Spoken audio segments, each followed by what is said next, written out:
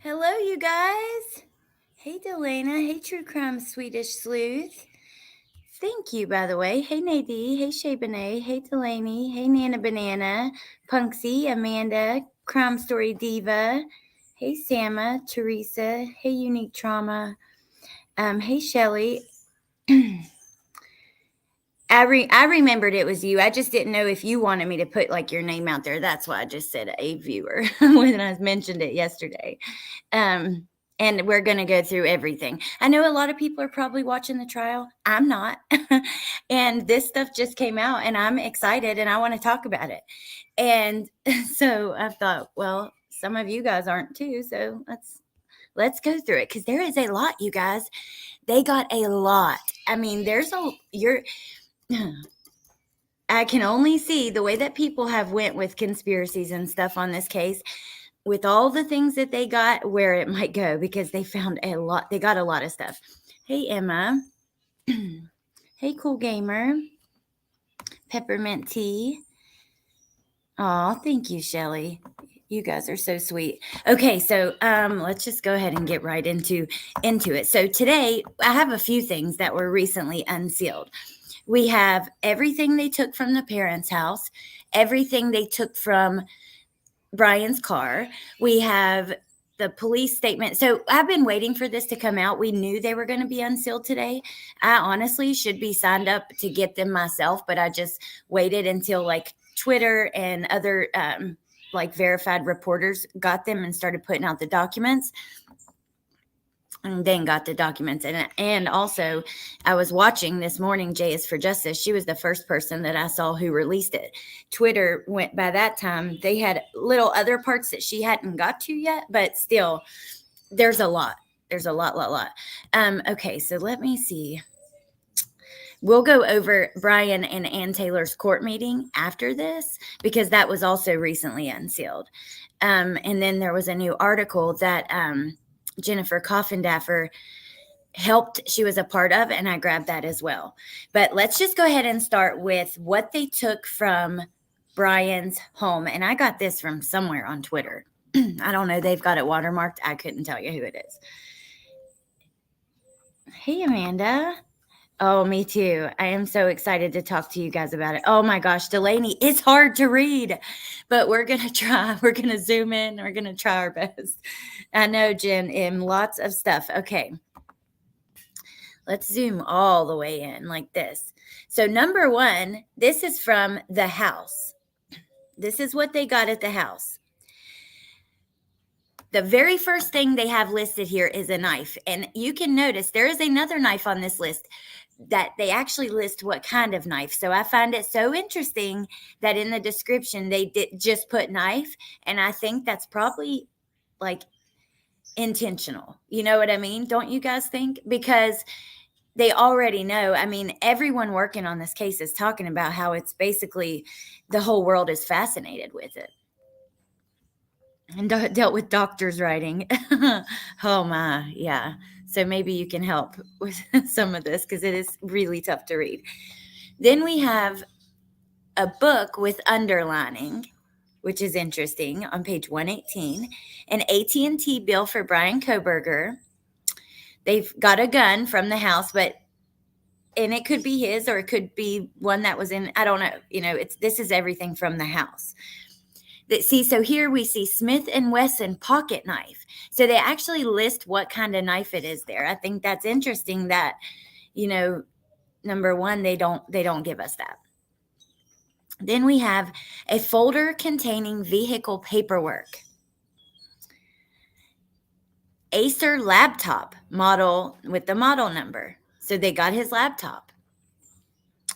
A green leafy substance in a green container. Wonder what that is. Then we have documents. Then we have a green leafy substance in a plastic bag. Then white paper with, what the heck does that say? Password. White paper with a password. Okay, so he was maybe smoking weed. I don't know. That's that's kind of what I'm thinking, but yeah, seems intentional. That's what I'm thinking. Hey, Peyton, good morning. I was watching Murdoch, but got here. Oh, yay. Well, I wasn't. I don't know. I knew that a lot of you guys are watching that, but I know some of you aren't. Shelly. Hey, big boy. Okay.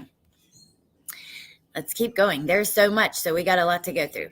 Then we have a power cable, a cell phone, 3 Glock 40 caliber magazines, which are clips, empty clips. That's just basically part of the gun where the bullets go. And when you run out of bullets, you put a new clip in with, bullets in it, and it holds like sometimes 10, sometimes 8, whatever, certain different amounts. Okay, then books, black face masks. So that's really interesting. Then we have, which I think that may be like medical mask, because look down here, black face mask, then prescription, black gloves, and then black hat and black mask. So if this was a fight like we thought, like we know that it was, and that is what he was wearing, I would assume that they would find, yeah. Am I cutting out?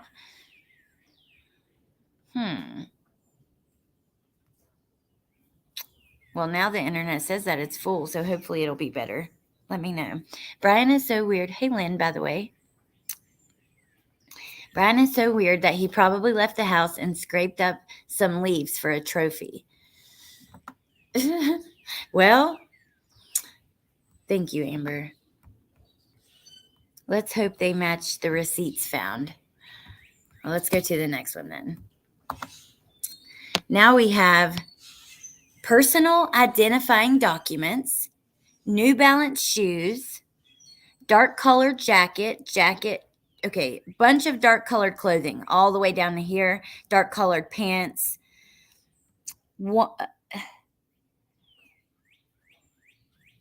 clear plastic glove,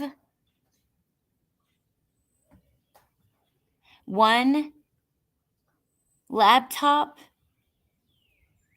one something laptop for something dummies. That is it's so hard to read. It is just so hard to read.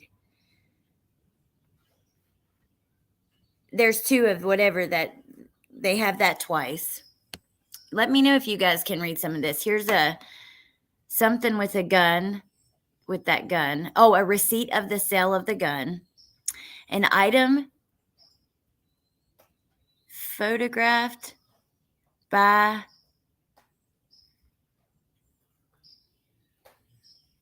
her taker. What? Item photographed by him taken. What does that say? A note in the desk, a criminal psychology book, and documents in DeSales University notebook. What is this right here? Can you guys read 27 or 26? Look at me. I can't even give you the right numbers. 29 or 26 and 7? Hey, Alicia. Good to see you. No unique trauma. I'm just happy. Hey, I hope this gets your mind off of it, but I don't want you feeling like you have to be modding or anything like that just because I know you're really going through a lot.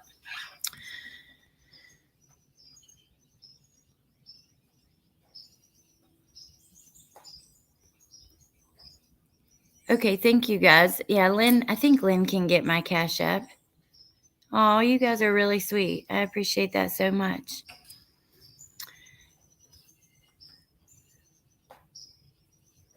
Yeah, they found a knife, Quinny. If you look, so we just went over it just a few seconds ago, but they found 2 knives, but they found 1 knife and they don't describe it other than it's a knife.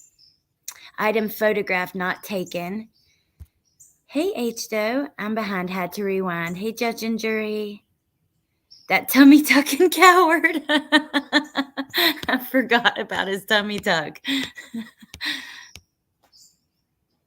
Thank you guys for being here, and Shelly, thank you for even the thought. That's really sweet. You guys are too good to me. Okay, let's keep going. I'm really curious though if you guys item photograph but not taken, but then the 26 and 27. That's kind of hard to see. But let's go to the next one. Now, extra large Columbia Navy fleece. A man's world drawing, whatever the hell that is. What is a man's world? It's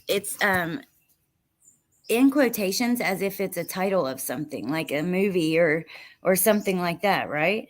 Let me see. I'm gonna Google it on my phone really quick, just because that is so odd to me. A man's world drawing. It's a song by James Brown.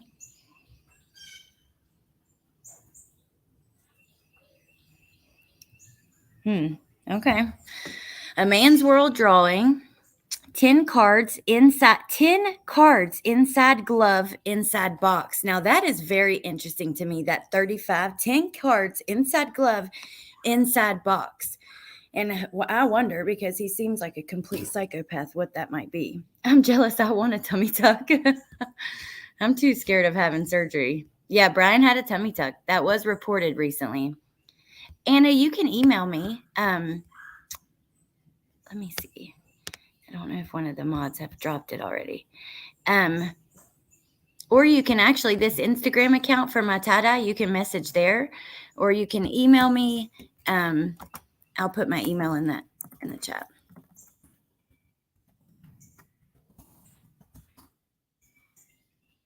And I'm on Facebook at Allie Erickson, Allie. Tarot cards? I don't know what kind of cards. It just says cards, so that's interesting. We have various criminology books, notes, license card, dark color hats, black gloves, sea grave, barracuda, Samsung drive, thumb drive. Oh, so yeah, a thumb drive. That's quite interesting. Black box, Samsung.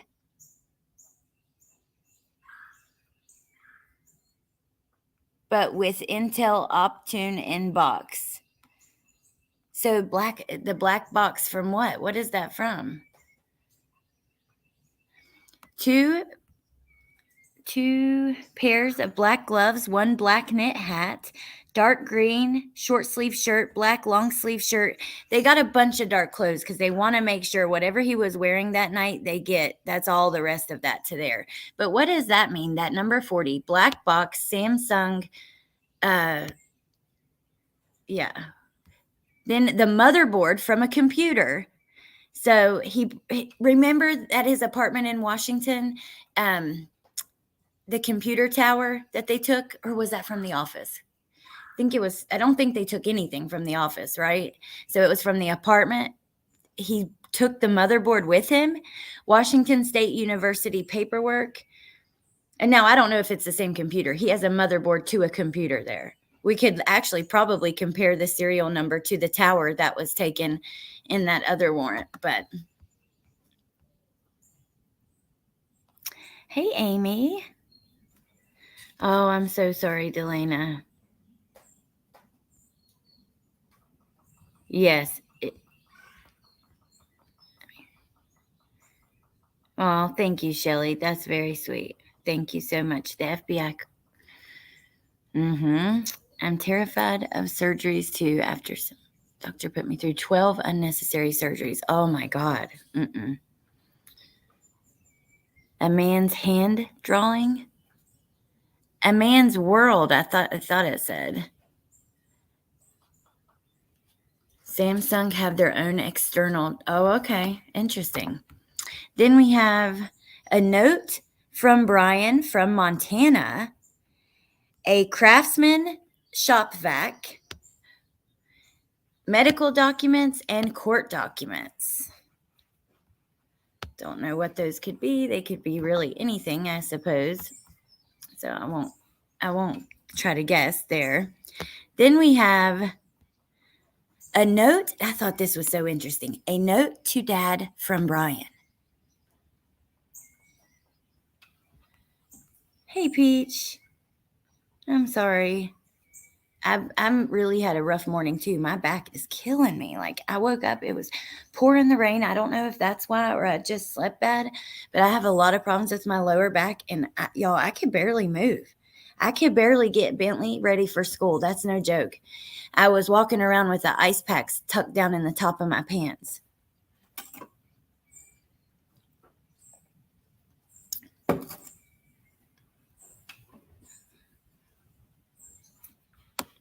Okay, let's keep going. Note to Dad from Bryan, maroon colored spiral notebook, dark colored clothes, an HP all-in-one computer, a linen laptop. And remember, this is from the parents' house, so they probably took all of their stuff.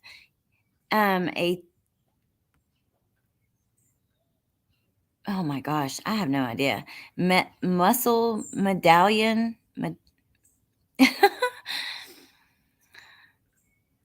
Whoever wrote this, oh my gosh, please. Dark clothes in a laundry basket, a tailor cutlery knife in a with a leather sheath, 4 swabs, which is probably all, well, I wonder what, because there's only 3 of them there, right? Their DNA, 4 swabs, 2 pair, or they could have swabbed something else, I suppose, 2 pair of dark colored boots and 1 pair of brown boots. It's awful handwriting. Do 20 minutes of stretching a day. I'm going to have to try something. Thank you, Nana.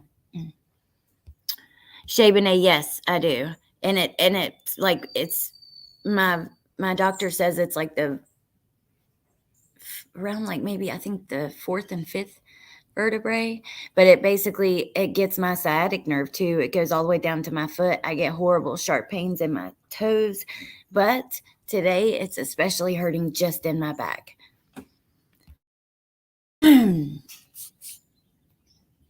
Oh my God, Peach, that would piss me off too. I am so sorry. Shelly, that is so, so sweet. I don't have one. I had one for my kids at Christmas, but I don't currently have one now. But thank you. That's very sweet thought.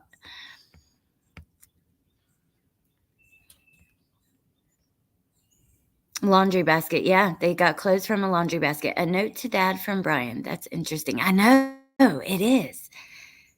Stretching and physical therapy helps so many patients with their back issues. Well, that's basically what my doctor told me, because I've had so many shots with steroids and lidocaine mixed, which really would help if I was like, sometimes it would hurt so bad I couldn't walk at all. I crawled to the car. I couldn't even ride in the car. It was awful. And during that time, I was able to get to the doctor, which was misery in itself. And those really helped. Like by the next day, I was able to function again. And I was on tons of different steroids for it. But at the end of the day, I have to strengthen my core. After my C-section, they cut your muscles. Like my nerve was already pinched. After that, it just really, messed my back up, because now I don't have a lot of strength in my stomach. I used to have like an 8-pack.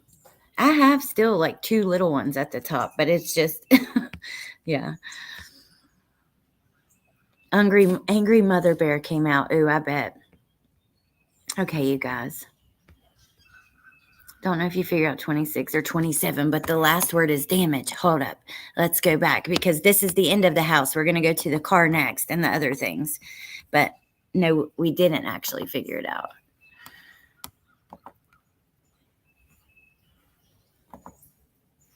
per damage. Yes, one. Oh, one. That V, it's a Versus laptop or Asus laptop or something like that. One laptop with damage. Damn, you're good. Thank you.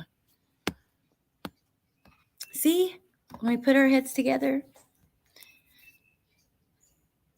Hey, Candace. I hope you're doing well too. Hey, Cha-Cha. I'm real sorry. I have horrible back issues too. I've had one surgery, hoping for no more. I'm so sorry.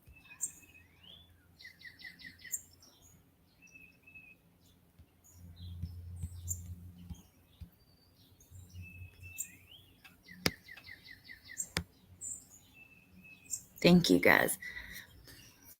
And the coward parents live in an Indian reservation. I missed the beginning part of that comment, so I'm kind of lost.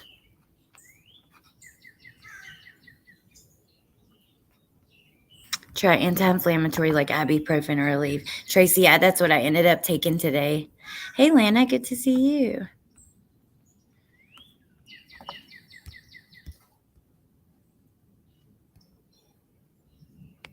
Okay. Did anything new come out today on the case? Peach, yes. So we just went through what they took from Bryan's house, which was a bunch of stuff. But the most like that stand out, they took thumb drives, laptops, black mask, black clothing. They took a knife. They took a couple of knives, but three knives. One of them, they just labeled knife. And then the other ones they labeled a something cutlery knife and a Smith & Wesson pocket knife. So that number one knife is so interesting to me. I would be very curious to see what comes of that. Okay, so this is part of that came out that I actually screenshot from a video from Jays for Justice. Because I was like watching her on Twitter, getting this on the news, getting it because Fox News dropped, like everyone was dropping different things at the same time. Okay, so this is what they took from the car. And if the mods don't care, maybe you guys could share her link, because I did get those screenshots from there. I don't know. I like to share where I get my stuff from. You guys can always, I think that's what you have to do, right? No matter what it is, you need to show your viewers where you get stuff. And I appreciate that as a viewer. I hate whenever somebody will share like a screenshot of an article and they don't say where the article comes from or how I can go read it myself, or it drives me crazy. Okay, so from his car, they took swabs, which they probably swabbed a ton of stuff.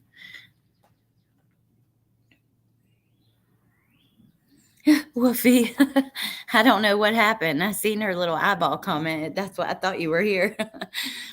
Ziploc bag with a pink zipper, 7 quarters, a plastic baggie with a green zipper, 36 dimes, 32 nickels, 8 pennies, gloves, receipts, car insurance card, car registration, hiking boots, Comfort Inn room key holder, and stay information, tire irons, shovel, goggles, floor mats, reflective vest, used water bottles, wrench. They took his door panel. They took the seats, the seat cushions, the headrest, the seat belt, the visor. They found a fiber in the car. They took the brake pedal, the gas pedal, his phone charger. They found Band-Aids. That's interesting. Wrappers, maps, documents, and a seatbelt boot. You guys, Band-Aids, was he... I don't know. Makes me think, what if he got cut or something? Thank you, Teresa. Yeah, absolutely. Respect to the other streamer. And respect to you guys, so that you guys can, I don't know, find more info if you want to find more, or try to look for yourself. I don't know. If you're like me, like a lot of times you see something and you want to go read it for yourself.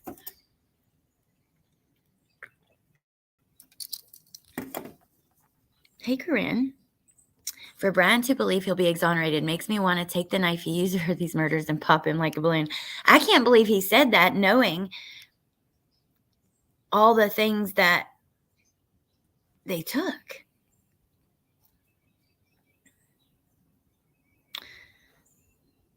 Makes you want to go, brake pedal and gas pedal.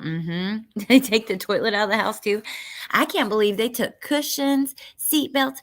Well, they're wanting to think about it. They know you don't leave a scene like that and not have some sort of blood on you, right? And you go to your vehicle and drive for however long.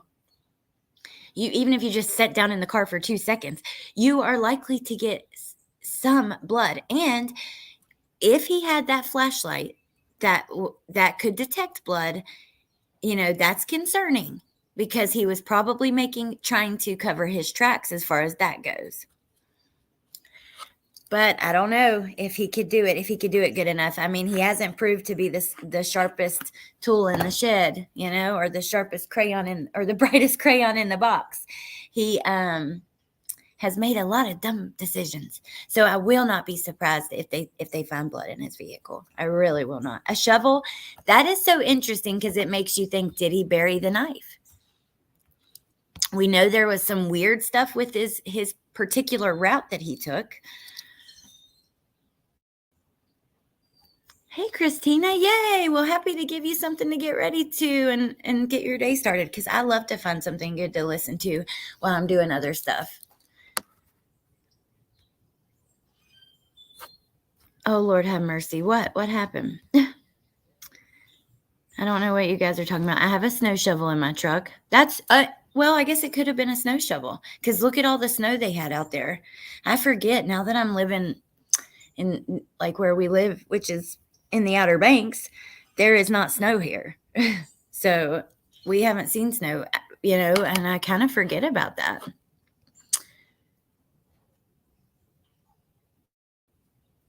Oh, it will be the trial of the century. I could totally see that. You know what? It's like this. When a case happens, usually there's like an original group of like people who follow it. And then as the trial comes along, more people will follow it that hadn't heard of it before. And then as the documentaries come out, more people will go into the case that hadn't heard of it before. This case, the whole world was watching before. I mean, can it get any bigger? Because typically that's what happens.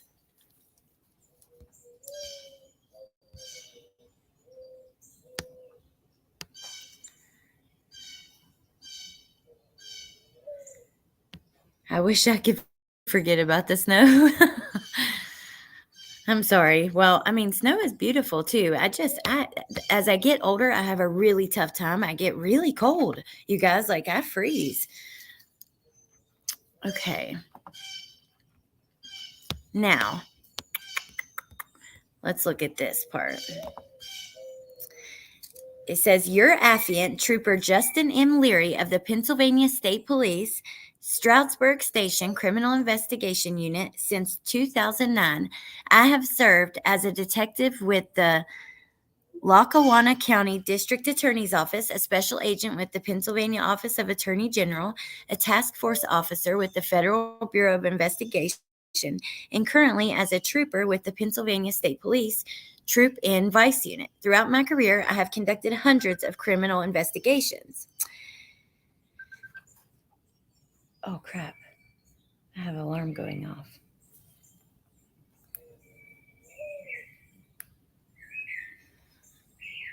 Let's see. We're going to just go. Okay, on Wednesday, December 28th, the Pennsylvania State Police was requested to assist the Moscow Police Department and FBI with a homicide investigation, which occurred Sunday, November 13th. As part of this investigation, we reviewed reports and affidavits prepared by the Moscow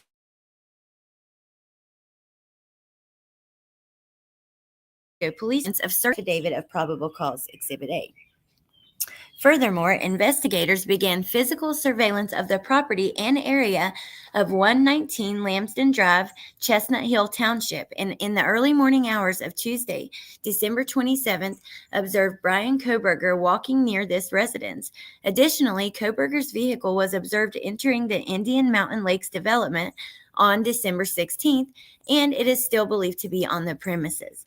Investigators are also monitoring Kohberger's cell phone, which appears to be in the same vicinity of this residence.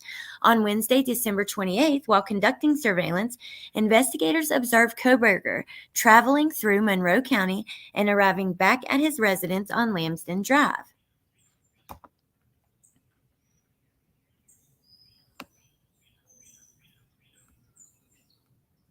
Your affiants are requesting a search warrant be issued for the search and seizure of all items listed in the items to be searched, along with forensic processing of all items. They're requesting all digital devices, any infotainment computer system seized be forensically examined in a controlled environment at some future date and until such examinations are complete. Additionally, based upon the serious and violent nature of these crimes, including risk of general public safety, your affiants are requesting a nighttime search warrant be issued to execute this search warrant at any time. So that was, not anything super important. Now, I also found this article, and I want us to, where's it at? Dang, did I not send it to myself? Hold on.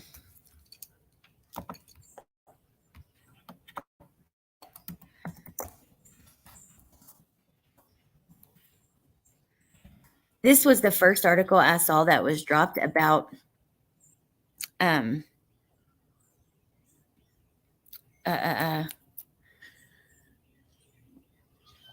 all this stuff this morning. It was Fox News. I cannot get it out of my mouth. And then we're going to go through the recent meeting that was just, so remember, and I told you guys the other day when we went through that meeting that was unsealed with the lawyers and they were arguing back and forth, I was like, I'm telling you, I think they've had a secret meeting with the attorney over the conflict of interest. Well, they have. And we're going to look at that quickly as well. And then there's one other new article I want to show you after that. Are you going to do a live on topic of Madeline one more time? Anna, it kind of depends. Hey, Rose, what happens? So I posted a video this morning, though, of the latest update. Looks like her Instagram, the 1 million follower Instagram account has been taken down. She claims that it will be back up in a couple of days, but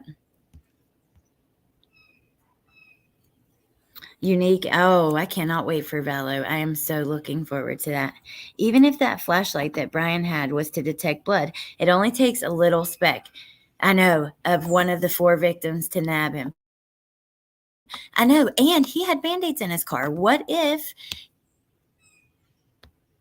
he got cut? What if he got cut, And I wonder what fibers they found, because it just said fiber. Like, it could be anything, but it's obviously something that like gave them a red flag. And the maps and documents, the hand-drawn map, that's very, how was that written? Okay, let me just read this article because we just went through all the things that were released. Some of the handwriting's kind of weird, and it's interesting to see what other people pick up and point out. So it says they searched his home, car, the garage, and a shed on the property. New warrants reveal police took a door panel from his car, seat cushions, headrest, seatbelt, visor, brake and gas pedals, a Band-Aid, maps and documents, and other items. From the house, police seized several weapons, including a knife and a Glock handgun with 3 magazines. They took a cell phone, laptop, and black face mask, as well as a black hat. The list also includes a prescription, a green leafy substance in a container, vehicle paperwork, and other documents, including a phone bill and a handwritten password, and a book, quote, with underlining on page 118, unquote. I know all those things are the book. I wonder what's underlined. I mean, I can't wait to hear that. And we're going to hear about a lot of this stuff in June, you guys, because it's going to be a few days of, or how long did they say? It's going to be a lot of information. I'm telling you, a lot more than what we have.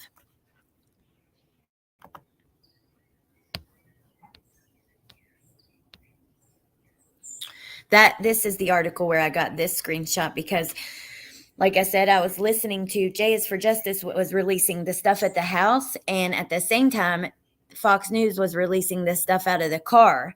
So I was grabbing it from all over, but I don't know. They talk about the sheath, the buckle or buccal swab that was taken from his cheek, however you want to say that. Okay, now let me grab from this secret meeting involving the conflict of interest. That's going to be the next thing that we look at.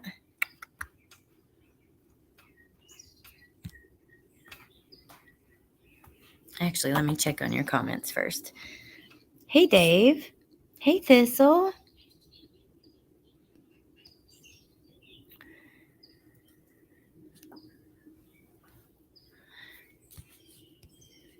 Hey, Maurice. Good to see you guys. Johnny, I think this was his first murders they found. Yeah, I think so too. I do. Delana, that shirt I've already sold. That's just one that I made. There are a couple I still have that are on there, but not many. But I could recreate it in any size as long as it's still available, which it was not that long ago. I do feel like there was something with his hands.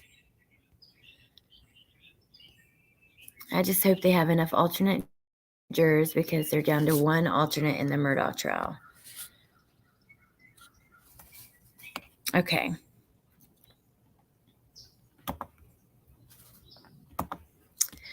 So be it known that the following proceedings were had, to wit. Court noted the presence of counsel and the defendant and stated that the defendant is still in custody. All parties are appearing via Zoom.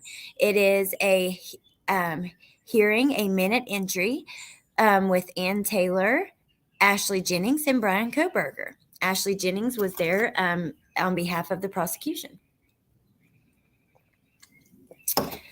This happened January 27th, but it was sealed. This was right around the time when all the reports were coming out about conflict of interest and that kind of stuff. Court noted the presence. Okay, we read that. Court stated that this is the time set for the status conference. Court stated that this is a sealed recording of the proceeding, and the minutes will be sealed in the court file. Court stated that the purpose of this hearing is to ensure the defendant is fully advised of his right to counsel and any potential conflict Ms. Taylor may have. Court further stated that the court recently met with Ms. Jennings and Ms. Taylor, and it was determined that it would be prudent to have this hearing. Court stated that Ms. Taylor is the appointed public defender. There goes that alarm again, but I don't want to delete it because I don't want to forget. Okay. Court stated that Ms. Taylor is the appointed public defender for Kootenai County and that Ms. Taylor's name is on nearly all letterhead for the public defender's office, whether she is the acting attorney or not. Court explained to the defendant that a conflict of interest can arise if counsel currently or previously represents an individual or if there is some other conflict such that they would need to withdraw. Court stated that this court generally leaves the issue of conflict and the decision, if it is necessary to withdraw, to each attorney on a case-by-case basis, and to allow, that's interesting, and to allow counsel time to discuss this decision with the individual they are representing. Court stated that based upon discussion with counsel this morning, it is the court's understanding that the defendant is in agreement with Ms. Taylor continuing to represent him, and further stated that it is the court's understanding that Ms. Taylor does not believe there is a conflict. The defendant stated that this is correct. 12:51 p.m., Ms. Taylor stated that her name appears on every document in the public defender's office, but below her name is the individual who actually represents the named individual in the case. Ms. Taylor stated the specific issue with the media has brought attention to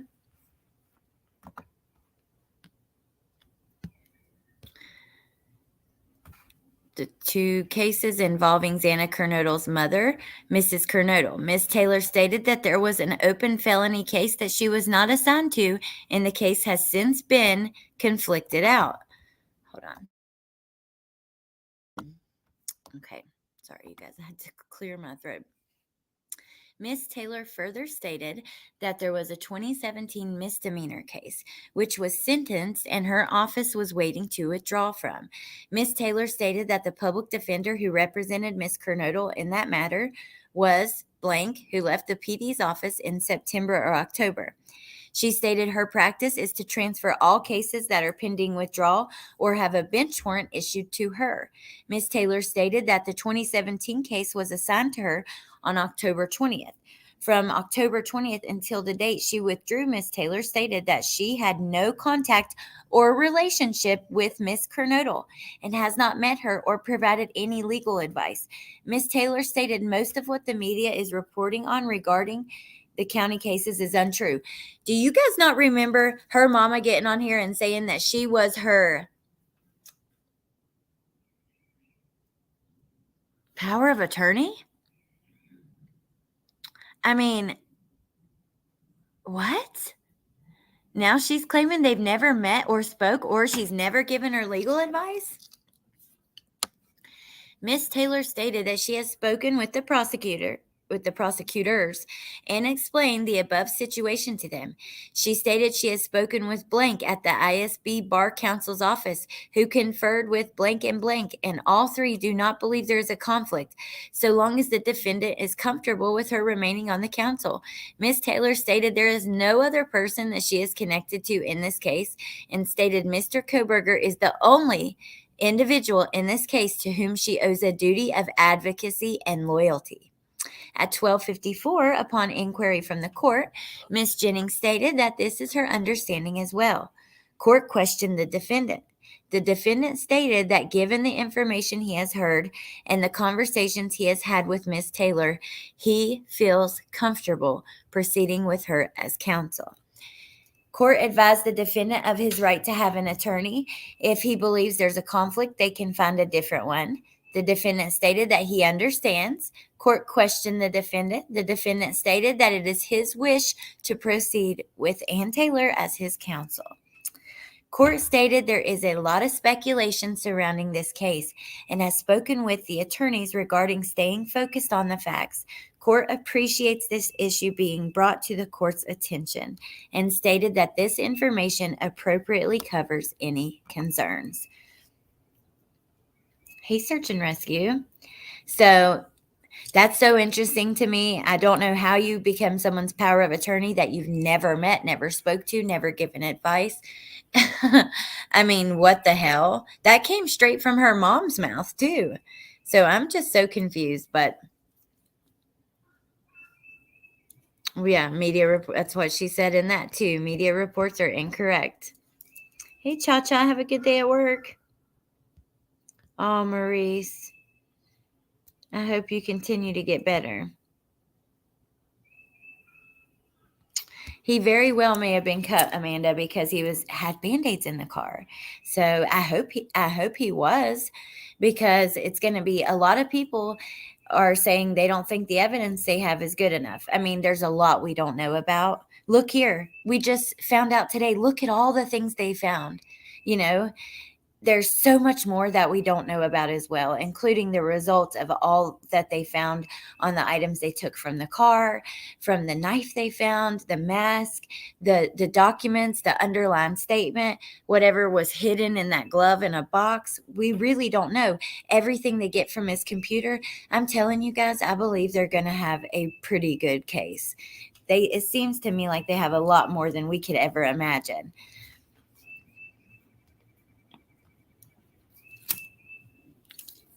But if they have an injury like that and a mixture of his blood with theirs, there's no way he can explain that one. You know what I mean? There's no way.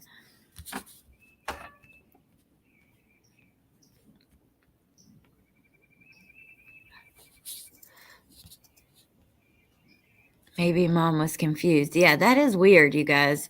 Hey, Jan. Just another report from News Nation, specifically Ashley Banfield.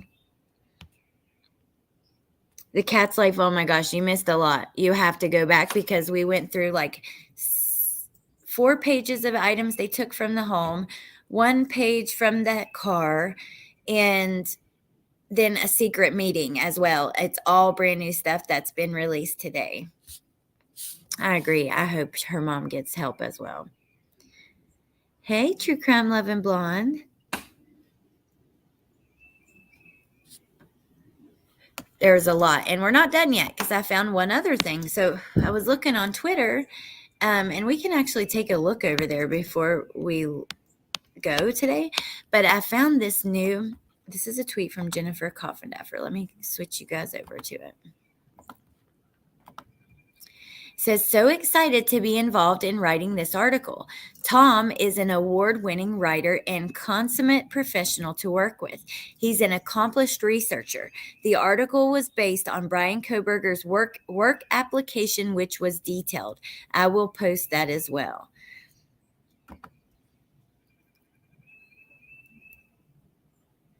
So we're going to read that in just a second, but I'm smoking a cigarette and talking to you guys first.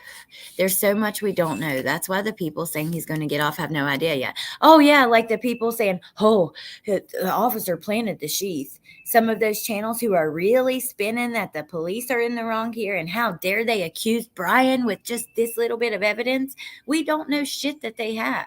And going off of a probable cause affidavit, tearing it apart like a discovery, like what would convict someone at trial, that's just silly. That's just complete silliness. Hey, Ruckus Rocks. It really is. I'm sorry. Like, I'm not, I would never name any, I'm not here to bash anybody, but I've got to be honest with you guys because it truly does affect everybody. When stories like that get wind, just like that Justin kid, like it's stupid.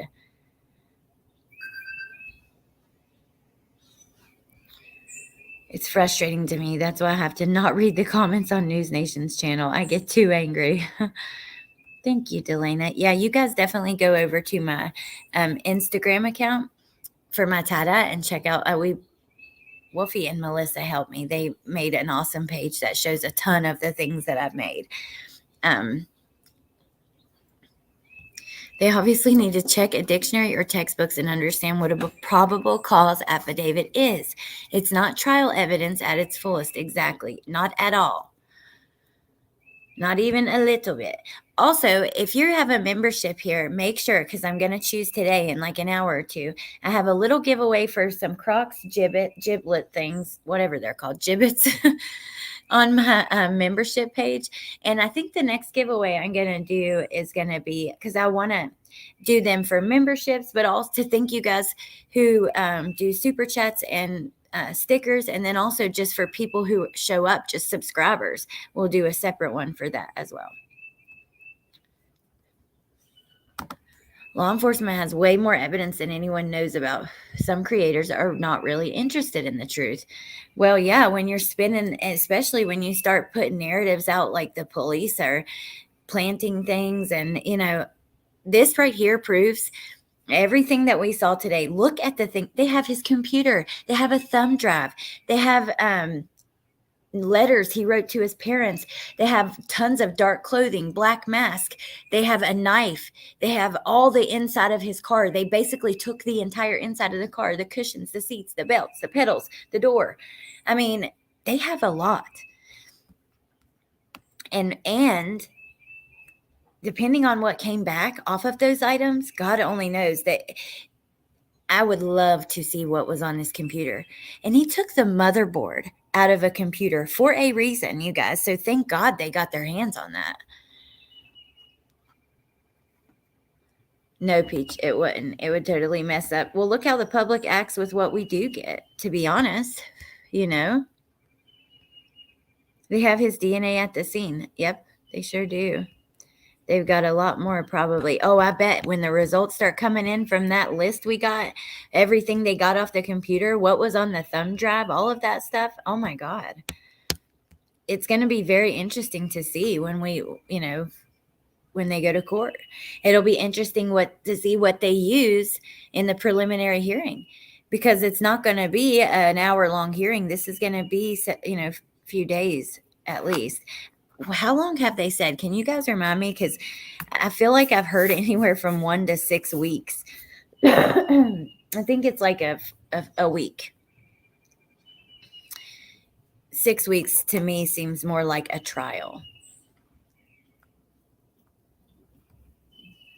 5 days. Thank you, judge and jury. I thought it was like about that much. Yes, Peach, it's crazy. And imagine the technology that we're not even aware of yet, that they may not be using, but in the future that they'll be able to use. It's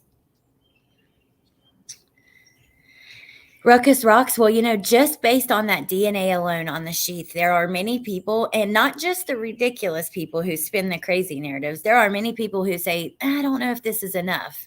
So that to me is alarming, because you have to think about a jury and the group of people that will be, on the jury. No wonder the prosecution were okay with the extension. So much info to go through. Yes, absolutely. A ton. And they maybe haven't even got all the tests back. I mean, look at this. They just got DNA test results back on some stuff in Chad Daybell and Lori Vallow's case. Oh, me too, Peach. I completely agree. So it is 5 days. Thank you, guys. Okay, so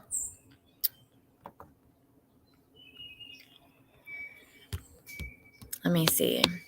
We went through the meeting, the list, oh yeah, duh. I've already got it pulled up and switched over. Kohberger. So this was written by Jennifer Coffindaffer and Thomas Valshow. It says, now she's retired FBI. Kohberger's past may shed light on how he allegedly committed the murders of 4 students.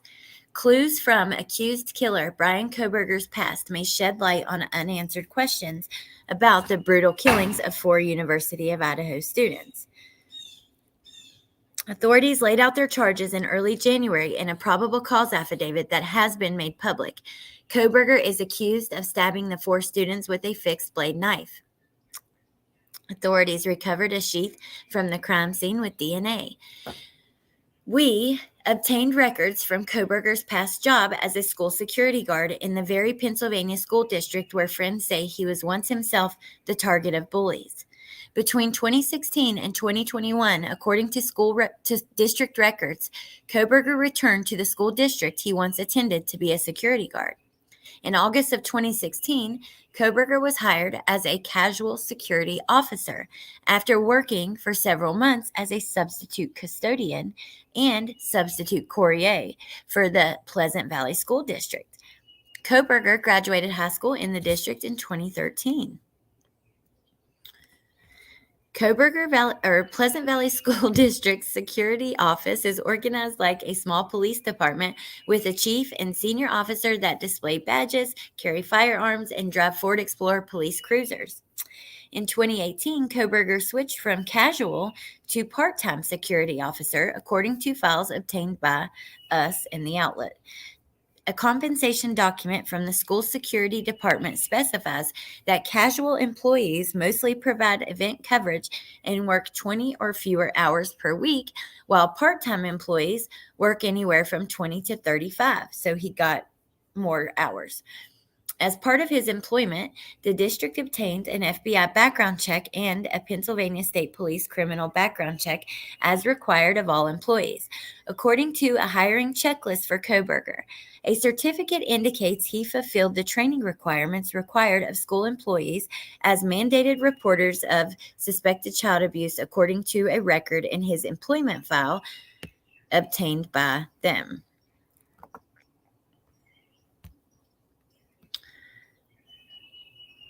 Kohberger was not issued a badge according to a page in his employment files. Rather, like other part-time school security, he was issued a jacket, long-sleeve shirt, short-sleeve shirt, polo shirt, pants, and boots. Records show he was issued 3 pairs of size 13 boots between 2016 and 2020. In the probable cause affidavit referencing the Idaho murder scene, police reported finding an imprint of a Van-style sneaker, but did not indicate what size the shoe the imprint may have come from. Such forensic evidence may prove important at Kohberger's criminal trial. I have to go double check that because I just heard opposite from that about the shoe size in the affidavit. We can actually check that together, but that shows what he was issued. In 2018, he was involved with other security officers in a medical emergency situation involving a hall monitor where Kohberger was called upon to retrieve an AED machine. Another security officer, Luis Fuentes, and several others performed CPR, helping save the hall monitor's life before an ambulance arrived.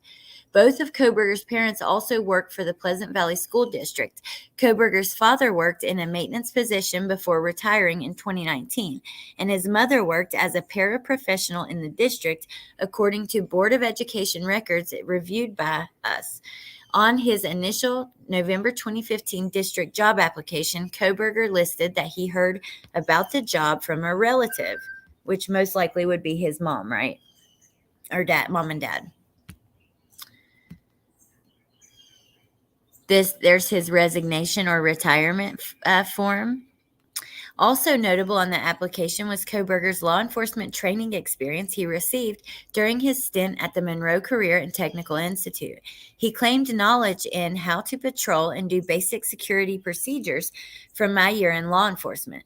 The school offers a criminal justice program for aspiring police officers that teaches patrol procedures and skills in such as traffic and crowd control, basic legal principles, and how to handle emergency situations. But perhaps some of his disclosed past employment experience may also provide hints concerning the murders of the 4 students. Then they talk about the fish cutter. In his application for a job listed as a fish cutter, he wrote, "I cut the fish to the specifications of the customer." He reported that he worked there between March and October and listed his reason as leaving seasonal employment. However, the owner of the Big Brown Fish said Kohberger was only on the books for 4 months in 2011. At the time, one of his sisters was dating a manager there who recommended they hire him. The owner said they pride themselves on hiring local kids and helping them make a positive contribution to the community. He said he never warmed up and got friendly. And we talked about this some yesterday, most of the kids that worked here we considered family. They trained him in cutting raw fish using the industry standard flexible filleting knife, but he did not progress to the point where they would let him work directly with customers. We're almost done, and then I'm going to come back to the comments. It says, it was clear early, holy cow, early on,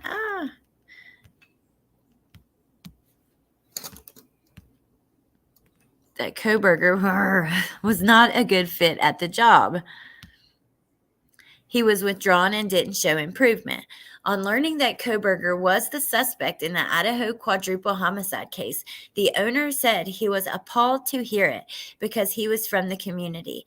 Wish you could have mentored a kid like that. Many other kids start out shy and then become a friendly member of the community, he added. During his high school years, Kohberger wrote that he trained as a boxer at the Jesse Harris Boxing Gym.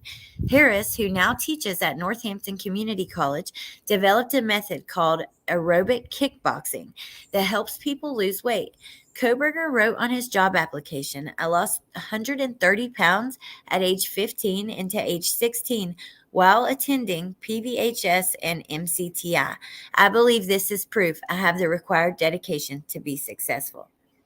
Apparently, he seemed to have continued his penchant for physical fitness in later years. While a graduate student at WSU said recently in August, Kohberger posted on GPS tracking fitness app a sub 6-minute mile run on campus at 12:45 a.m. Interspersed with his schooling and employment stints are apparent financial struggles faced by his parents. They had bankruptcy and stuff like that. In July of 2011, Kohberger appears to have referred to his family's financial difficulties in his online post, saying, "I am moving out of my house. My last holidays were already lived. But where was I? The last holiday in my house, the house I grew up in, the house I once contributed to, the house I once felt at home in, is past." Let me check on you guys about shoe size. Just there was a latent shoe print. Okay. Thank you, judge and jury. That's interesting. You know what? Because I thought about it yesterday. It could be, it doesn't necessarily mean that it would be his shoe print just because of whatever direction it was in, or the blood or the matter, whatever organic matter was on it. It very well could have been one of the kids that came there the next day, or Dylan, or you know what I mean? So when they're doing a probable cause affidavit, they're still in the very beginning stages of an investigation. Things change. I saw that with the Gannon Stout case. They first dropped the probable cause affidavit when she was arrested. Gannon had not been found. So by the time that he was found, there was a second one that had different charges and different details, because by that point they had learned more and some things were a little different than they thought. You know what I mean? So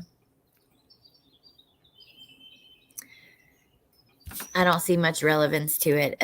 I agree. I mean, he knew how to use a knife well. I don't know. I'm hoping it goes further than that, especially considering Jennifer Coffindaffer helped write the article. We don't see her do that often. She's retired FBI. Like, I don't know. Let's keep going. The financial situation paints a picture of a young man balancing schoolwork with part-time jobs. On his job Pleasant Valley School District application, Kohberger referenced his father, who worked for the district at the time, stating, "I do HVAC with my father, Michael Kohberger. It is a side job here and there that has allowed me to have periods of unemployment. I'm going to need more income now due to the fact that I have a lot of responsibilities and utilities." He noted that he was capable of doing pipe work and that he learned those skills from his father. In a 2011 online posting about visual snow, he referenced his mistreatment of his dad, writing, "I think about my father, what a good man he is, how I treat him like dirt because I have this condition, and I can't take it." To this point, during a car stop by Indiana State Police before his arrest, Kohberger hushes his father during questioning by the officer. "I'm sorry, I feel for his dad." Not only, I believe he seemed in their stop, to me, he appeared to be a proud dad who was bragging about his son being in a PhD program, who seemed a little goofy and maybe a little odd, but, not harmful like Bryan. And now we know that he's mistreated him. Now we know that their house has been busted into in the middle of the night. They took all their damn computers and stuff. I mean, other hints on Kohberger's application seem to indicate Kohberger may have been a night owl. On his school security job application, he reported working overnight shifts for 4 months, both as a meat wrapper and in the produce department at BJ's Wholesale Club. As a teen, he wrote on the message board, "I remember when I was 15, I would wander alone at 2 a.m. Everything was so generic. Nowhere felt like home. I saw things that were not there, a different reality." Oops.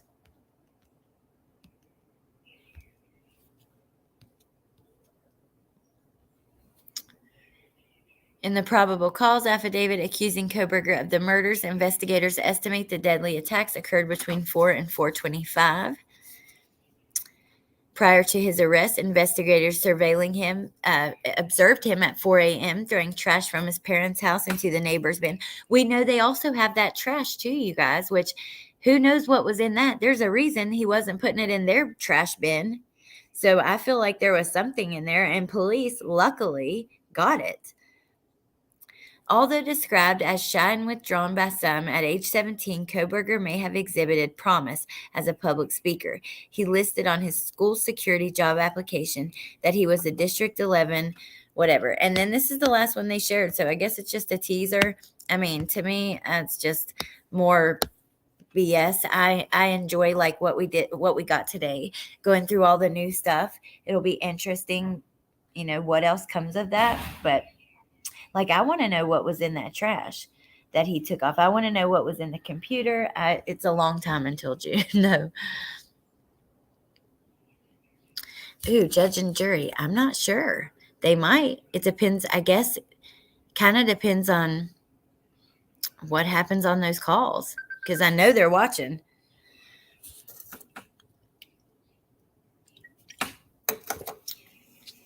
Me too, Shabanae. I felt for his father in that video. Me too.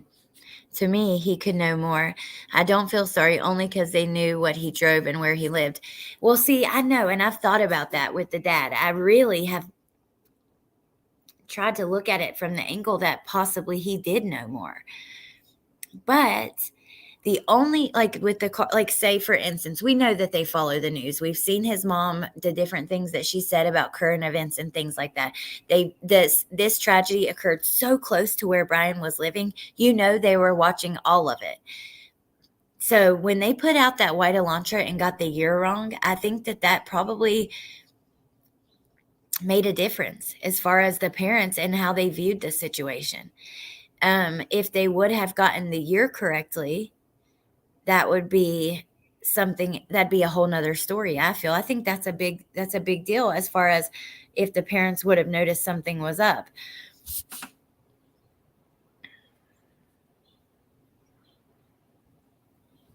I need all those details too, you guys. Y'all both said that. Melissa and Shabanae. Hopefully he doesn't plead out and we don't get any info. Well, you know what? Ruckus Rocks, we'll still get the court records right after. Maybe it can possibly be Dylan's footprint. Well, if the probable cause affidavit doesn't mention the shoe print, let's look at that just quickly, because I don't know, and I don't want to tell you guys one way or another. I do. Judge and jury looked for it, but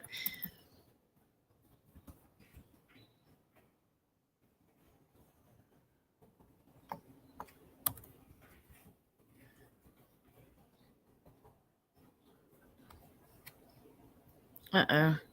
Dang, I pulled up Mad Greek menu somehow.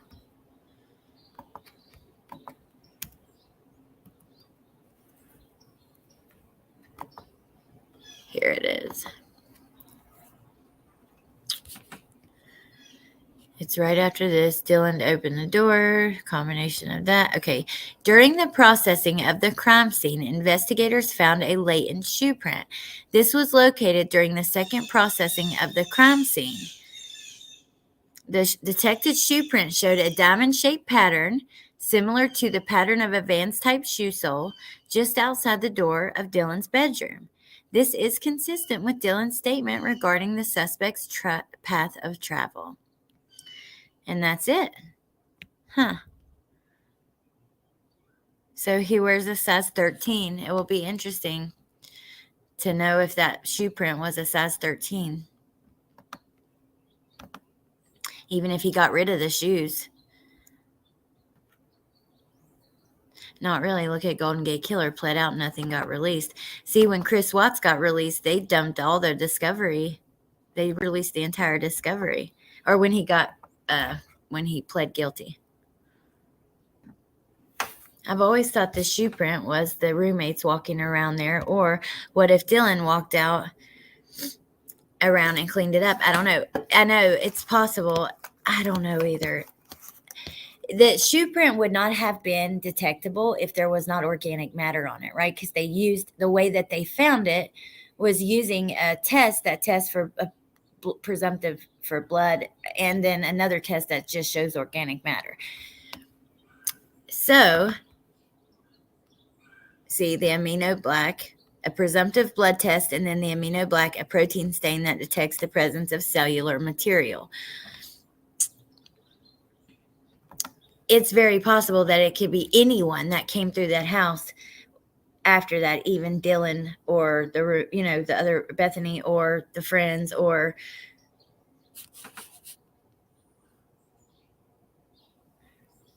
I'm interviewing Detective Cox next Friday if you have any questions. That's awesome, Ruckus Rocks. Thank you for letting us know.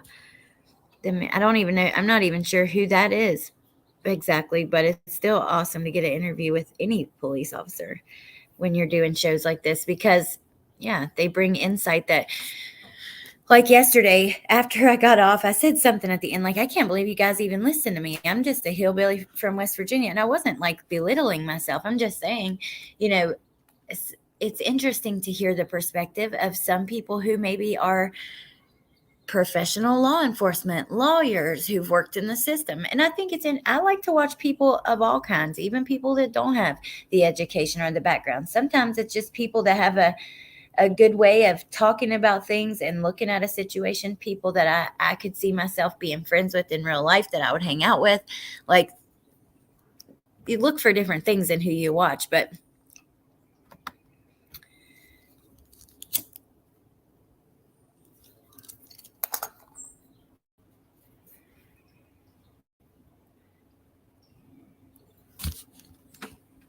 with the Mino Black, yes. Just scrolling through y'all's comments to see if I missed anything. I know I missed a lot. Have you heard about the missing couple being found, but they found the baby dead after arresting them? No, I haven't. Hey, Angie. Good morning, beautiful. I need to go.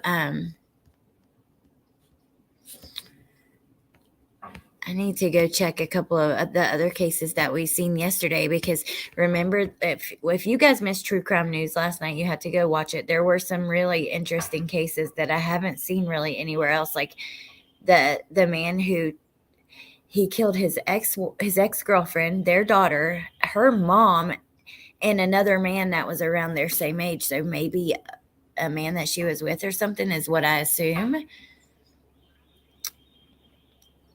But there are some other cases that aren't getting any of the attention. Oh, okay. The lead detective with the Stevenson case in Kentucky with possible ties to Delphi. Oh, that is freaking awesome. That will be so cool.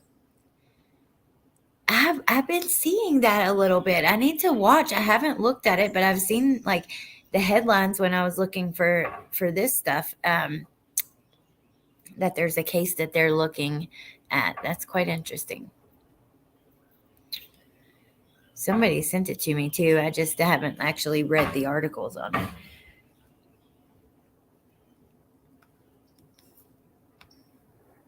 I sure hope the prosecutors bring a strong case back with hard evidence. Well, you know what? After everything they found, I think they just might, which I'm about to let you guys go. But before we go, let me pull up just one last time. We're going to do just a quick refresher of what was on this list. I'm going to point out the things that I think could be super interesting to see. That my overuse of that word, you guys, I'm sorry. It's early, so it's probably even worse. But the things that I think that, I'm looking most forward to getting the results of. The knife. I definitely want to know what was underlined in this book on page 118. I don't believe these guns and knives have any relevance. Folder, no relevance. I definitely want to see his computer. They have several computers here. I'm very interested to see. Wonder what documents they took. A cell phone. Now, that's just like the computer. I want to know what he's Googling and things like that. The face mask, the black hat and black face mask and black gloves, the dark clothing. I'll be really looking forward to what the results are of what was on that.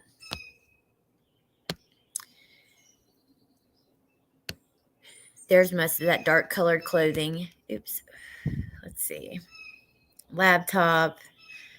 Item photographed but not taken. I want to know more about that just because it's such a bizarre description. It doesn't really tell us much. Let me see.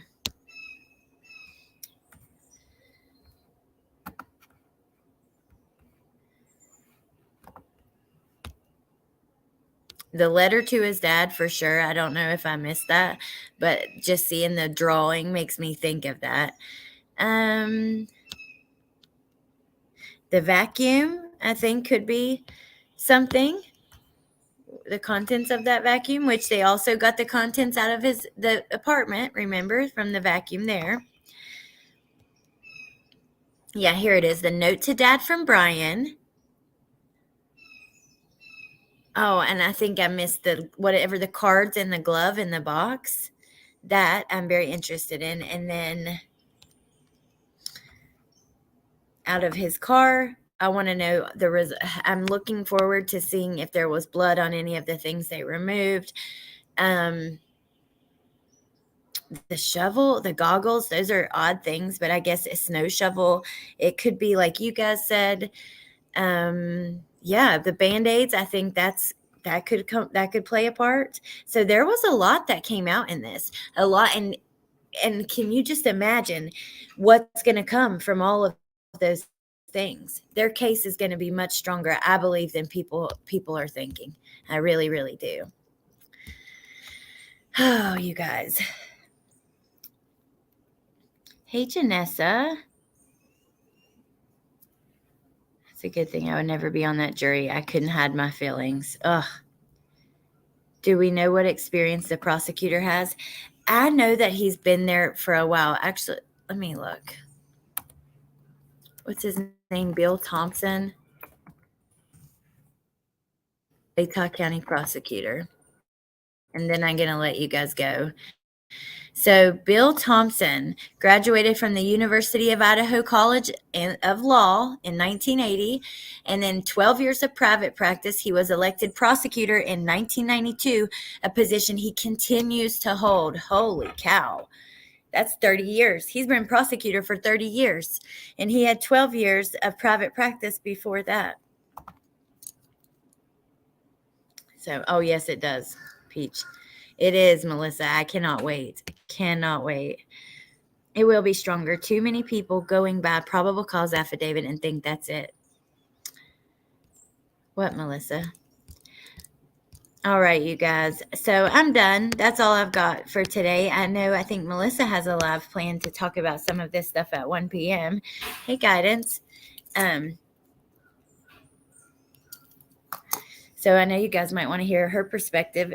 If you do, her channel is linked under the channel section of my account. He has had decades to hone his craft and will be a force. I heard it stated it was a size 9 found outside her door. I saw that yesterday as well. I don't know. I'm actually not sure where that came from. Maybe there's another source of information. I don't know. But he has a size 13, so we do know that. And I'd love to know for sure if what size that print was outside the door. It's so funny how they think probable cause affidavit is the facts. Oh, you're welcome, Melissa. Thought the shoe size was 13. Yes, his is. It could be a woman's size shoe. Those girls all wore Vans. Yeah, that's what I'm thinking too. It really might be. I'm wondering if it could have been, oh my gosh, because she wore Vans. Oh, it's possible. I don't know. I guess we just have to wait and find out. It is interesting how in the affidavit they link it to Bryan. They say this does make sense with what direction Dylan stated that the man was going. Vans are common. I even had a pair of Vans. I just threw them away when I moved recently, but all right, you guys, my stomach is growling. I am hungry. Yes, I remember that, Shay. There are so many pictures like from this case, like that we could sit here and go through, like just to do like a run through of the old things. I mean, that would be like 25 lives in itself, because we've got just so many pictures here of the girls and, before and after this, pictures of the house after the investigators, I don't know. There's just a lot that's came out over time, Maybe we should do that sometime and just go through this whole folder, because this is a folder that I have for all of my lives. So it's like an account that I have, my main Facebook account with this a chat message, and before I do a live, I'll drop all the things that I want to show you guys in this little group. So this Madeline story that we've been talking about, but before that, I mean, there is just so much Idaho stuff. That would actually be quite interesting to take a look back. Let's see. Remember these? We'll end with these. But it would be interesting though to take some time to go back through those. Maybe we'll do that. All right. I love you guys. I hope you have a really good day, and I'll see you tomorrow. I put out a I know, Melissa. I put out a little pre-recorded video on an update in the Madeline McCann case. If you haven't watched that, please go check it out. It's just 2 minutes long. It is quite interesting. And yeah, other than that, I know tomorrow Friday, tomorrow night, we're doing part 2 to the UFO Lab on Real Talk with Alex. So if you're not subscribed over there, go subscribe. And I will see you guys tomorrow. I love you all, and I hope you have a great day. Thanks for being here. Thank you to my mods. Taking the motherboard explains why he left the tower behind. Rebecca, we were talking about that. It's crazy. Yes, I'm excited too. All right, you guys. What is Italian chef doing in prison? You're welcome, judge and jury. You guys have a great day, and I'll see you soon. Bye.